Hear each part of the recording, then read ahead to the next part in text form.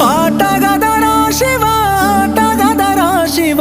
ఏమని పాడను పాటగదరా శివ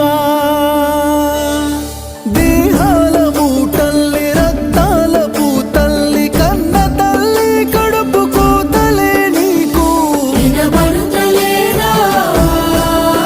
నీకు కనబడుతలేదా వినబడుతలేదా నీకు కనబడుతలేదా శివరాత్రి నీ పూజకై మేము ఉపవాసముంటాములే ఎందుకో యములాడ రాజన్నకే 10,000 దండాలు పెడతాములే